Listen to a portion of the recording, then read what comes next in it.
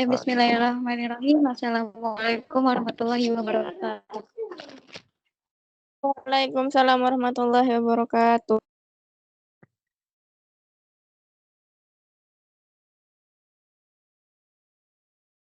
Kami dari kelompok 1 akan mempresentasikan materi tentang dimensi 3. Oke, di sini ada macam-macam bangun ruang. Yang pertama ada bangun ruang kubus. Bangun ruang kubus adalah bangun ruang yang dibatasi oleh 6 persegi kongruen atau persegi sebangun ya, kubus ABCD dan juga EFGH. Di samping mempunyai panjang rusuk A. Panjang diagonal bidang itu rumusnya A sama dengan akar pangkat 2. Kalau panjang diagonal ruang itu sama dengan A akar pangkat 3. Kalau volume kubus itu A pangkat 3. Kalau yang ditanya luas permukaan kubus adalah 6A kuadrat.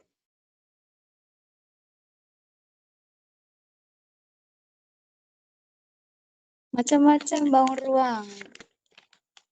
Yang kedua ada balok. Balok adalah bangun ruang yang dibatasi oleh 6 persegi panjang balok, 6 persegi panjang, balok ABCD, EFGH.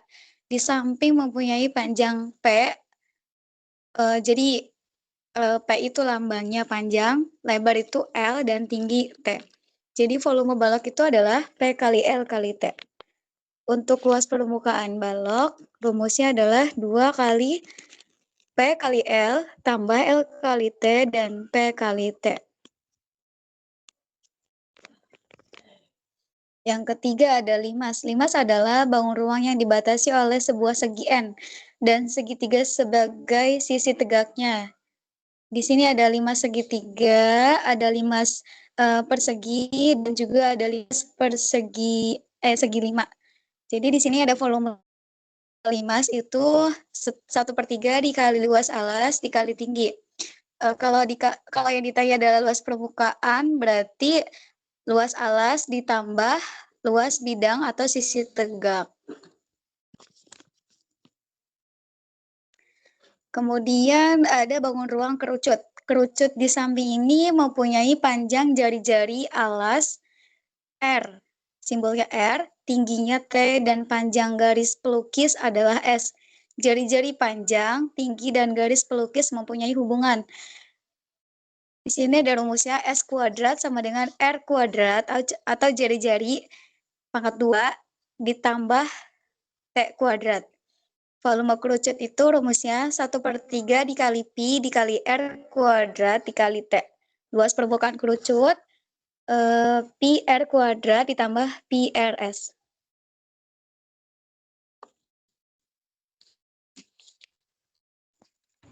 Ke bawah tas.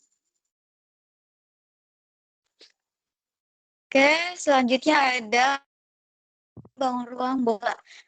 Adalah bangun ruang yang dibatasi oleh sisi lengkung. Bola di samping ini mempunyai panjang jari-jari R.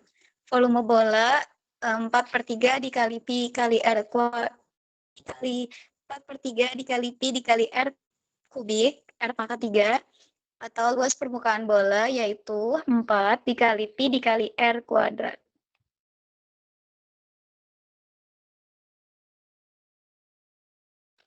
Oke, mungkin selanjutnya boleh. Baik, selanjutnya kedudukan titik, garis, dan bidang. Titik yaitu suatu noktah yang ditentukan letaknya dan tidak mempunyai ukuran. Titik ditandai dengan huruf kapital, contohnya titik A, titik B, titik P, titik Q, dan seterusnya. Seperti yang terlihat di gambar, ada titik A, titik B, titik P, titik Q. Karena itu garis adalah himpunan titik-titik. Sebuah garis dinamai dengan huruf kecil. Misalnya garis G, garis H, atau dengan nama titik yang dihubungkan. Misalnya ruas garis AB. Seperti yang terlihat di gambar, ada garis G, garis H, ataupun ruas garis AB. Selanjutnya ada bidang.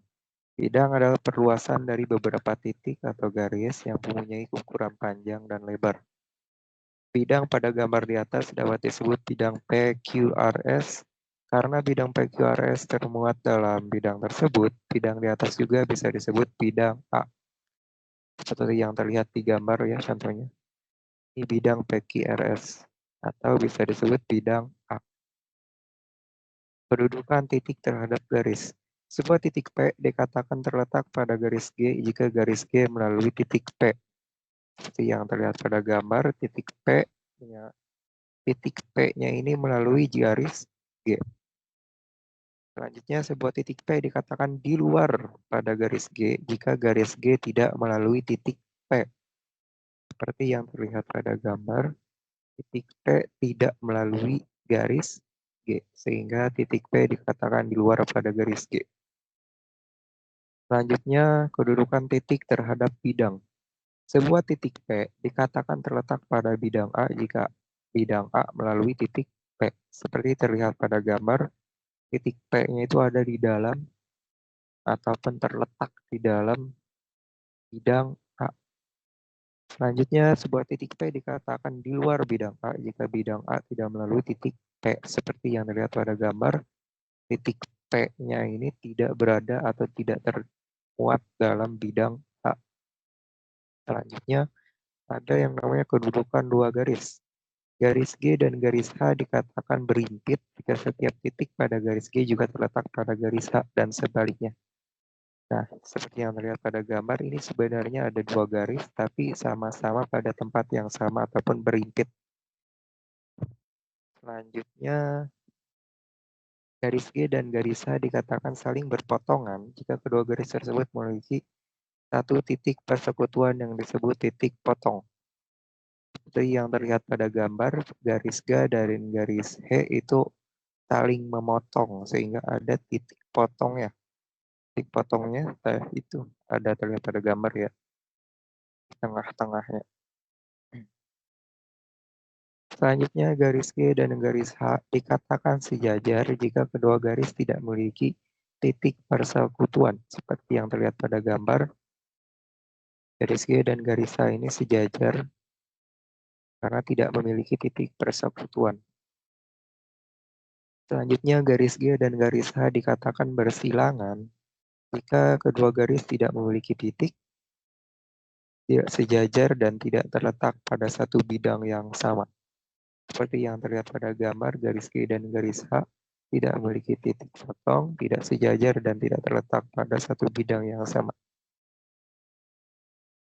Selanjutnya, kedudukan garis dan bidang.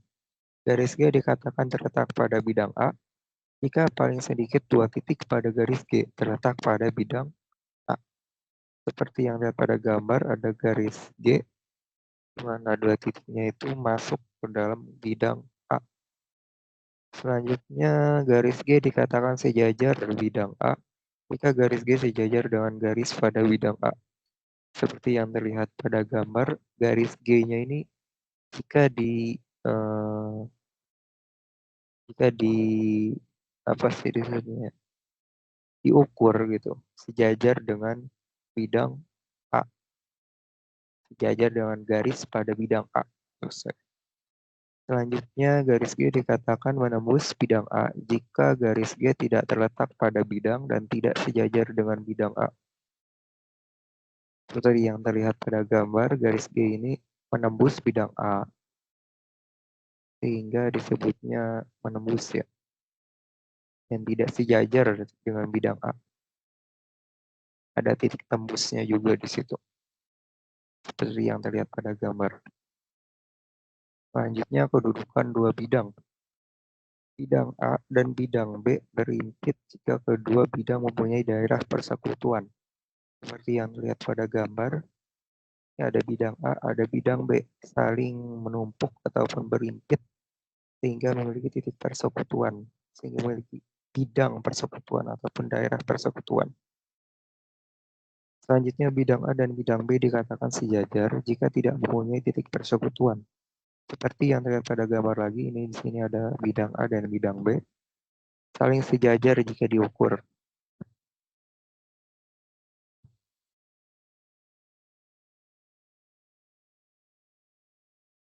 Selanjutnya, bidang A dan bidang B dikatakan berpotongan jika bidang A dan bidang B tidak sejajar.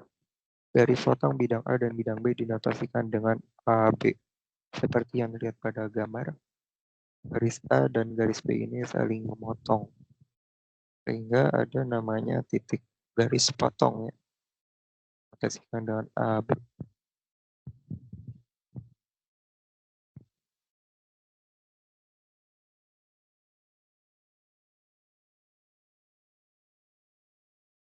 Selanjutnya ada proyeksi. Proyeksi titik pada garis. Dari titik P, ditarik garis M. Garis K, garis M memotong K di Q. Titik Q adalah hasil proyeksi titik P pada K. Seperti yang terlihat pada gambar, sehingga di sini ada titik P. Kita ditarik garis M ke garis K, maka ada titik Q yang disebut hasil proyeksi titik P pada garis K. Contoh ya, diketahui kubus A, B, C, D, E, F, G, H, tentukan proyeksi titik A pada garis A, B, C, B, B, D, C, E, T. T itu perpotongan AC dan BD. Kita di sini disuruh untuk mencari proyeksi titik A pada garis BC, pada garis BD, dan juga pada garis ET, di mana T adalah perpotongan AC dan BD.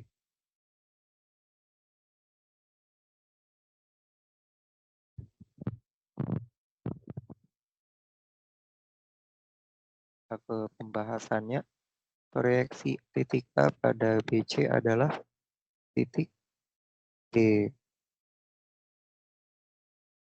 Dan juga terusnya proyeksi titik A pada BD adalah titik T. Proyeksi titik A pada ET adalah titik A.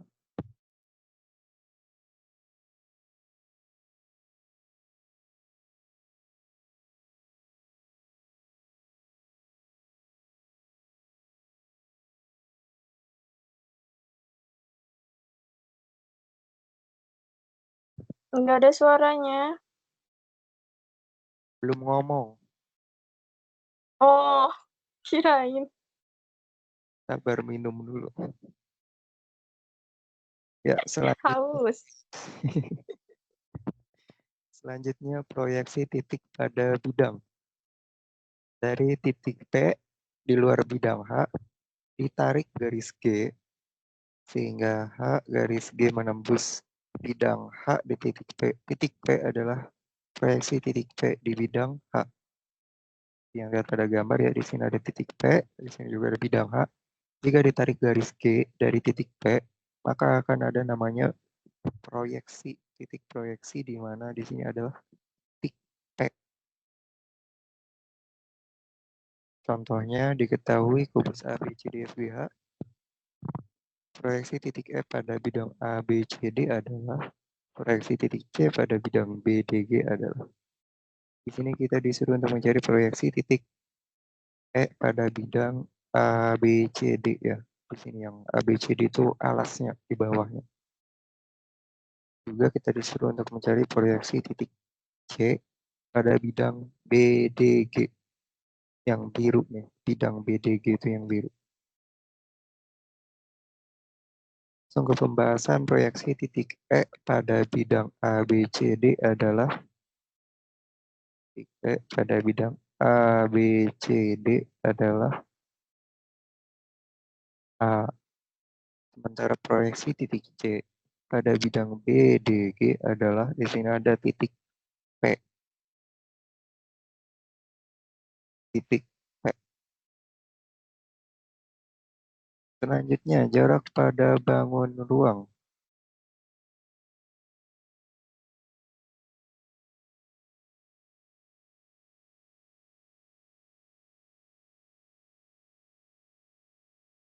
Selanjutnya, jarak pada bangun ruang. Jarak antara dua titik, jarak titik A ke titik B sama dengan panjang garis. Panjang luas garis AB yang ditentukan dengan teorema Pythagoras, yaitu AB sama dengan X akar X pangkat 2 tambah Y pangkat 2. Jadi garis AB itu ya, jika dicarinya hasilnya itu akar X kuadrat tambah Y kuadrat. Karena Pythagoras, pakai teorema Pythagoras. Contohnya gambar kubus ABCDFGH di bawah. Titik P merupakan titik potong diagonal bidang atas. Jarak antara titik B dan titik P adalah, nah di sini kita disuruh untuk mencari titik B dengan titik P. Ya, titik B pada titik P. Maka kita harus mencari terlebih dahulu BP dengan teorema Pythagoras, BP pangkat 2 sama dengan BF pangkat 2 tambah FP kuadrat. BF-nya ini kan 6 cm. FP-nya setengah kali FH sama dengan setengah kali 6 akar 2 sama dengan 3 akar 2. Jadi BP-nya itu 6 akar 2 tambah akar 2 pangkat 2. 6 pangkat 2 tambah akar 2 pangkat 2. Sehingga 36 tambah 18. Mana hasilnya adalah 54. Karena di sampingnya juga di sini BP-nya pakai kuadrat. Maka BP-nya sama dengan 3 akar 6. Jadi jarak antara titik D dengan P adalah 3 akar 6 cm. Nah, irisan bangun ruang. Irisan antara sebuah bidang dan sebuah bangun ruang adalah daerah yang dibatasi oleh garis potong. Garis potong antara bidang pengiris dengan semua sisi bangun ruang yang terpotong oleh bidang tersebut. Beberapa hal berikut ini adalah prinsip-prinsip yang perlu diperhatikan dalam melakukan irisan bangun ruang. Yang pertama, terbentuknya sebuah bidang. Sebuah titik dapat dibentuk apabila terdapat 3 titik yang tidak. Ya, 3 titik yang tidak segaris. Seperti yang terlihat pada gambar ABCD menjadi sebuah bidang. Sebuah garis dan sebuah titik di luar garis itu. Ya, pada gambar ya. Terusnya 2 buah garis yang berpotongan seperti yang terlihat pada gambar, garis G dan garis H saling berpotongan. Selanjutnya 2 buah garis sejajar yang terlihat pada gambar juga, garis G dan garis H yang sejajar. Kita ke contoh soal. Diketahui kubus A, B, C, D, E, F, G, H, titik Q, titik P, titik P, Q, R, pertengahan rusuk A, E, A, B, dan C, G. Irisan bidang yang memiliki titik P dan Q, R dengan kubus berbentuk. Langsung ke pembahasan berikut ini langkah-langkahnya. Yang pertama kan disuruhnya itu titik P, Q, R itu pertengahan rusuk A, E, A, B, dan C, G. Irisan bidang melalui titik P, Q, dan R, maka hubungkan titik P dan Q dengan sebuah garis sehingga memotong perpanjangan FE di T dan perpanjangan FB di P. Yang kedua itu hubungkan titik U dan R dengan sebuah garis sehingga memotong BC, V, dan memotong perpanjangan FG di V. Pada gambar ya. Dan seterusnya hubungkan titik F dan T dengan sebuah garis sehingga memotong GH di X dan memotong EH di Y. Seperti yang lihat pada gambar ini. Yang hubungkan titik Q dengan W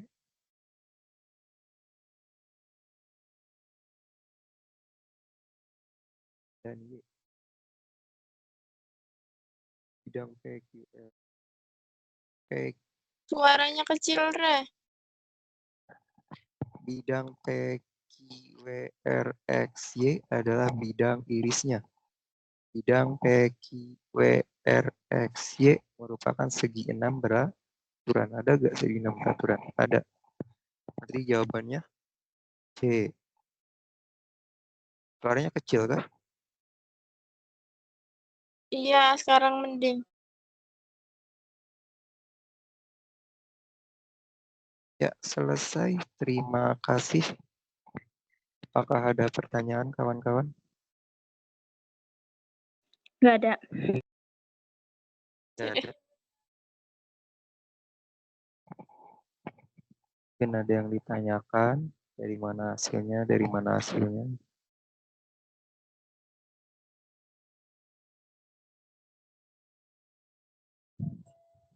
Apa ya?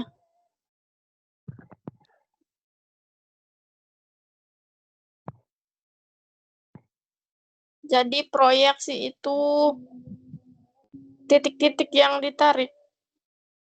Bukan.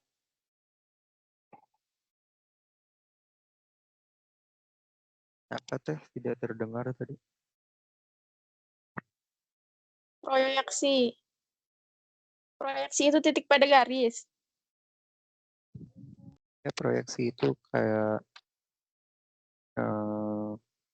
nih di contohnya nih. Titik P ini kalau Ditarik ke garis kaki.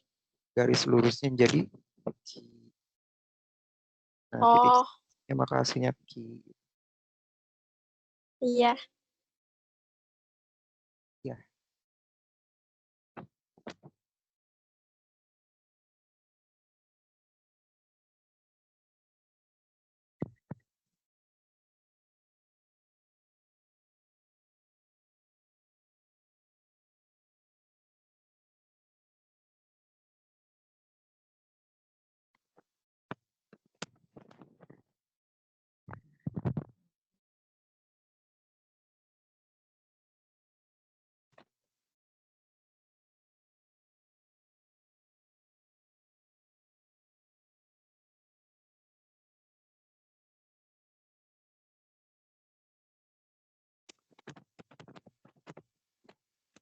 apakah ada yang ditanyakan?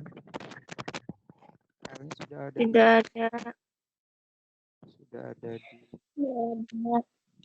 jika sudah selesai dan tidak yang ditanyakan, maka sekian dari kami kelompok 1. Kurang lebihnya mohon maaf. Terima kasih. Wassalamualaikum warahmatullahi wabarakatuh. Waalaikumsalam warahmatullahi wabarakatuh.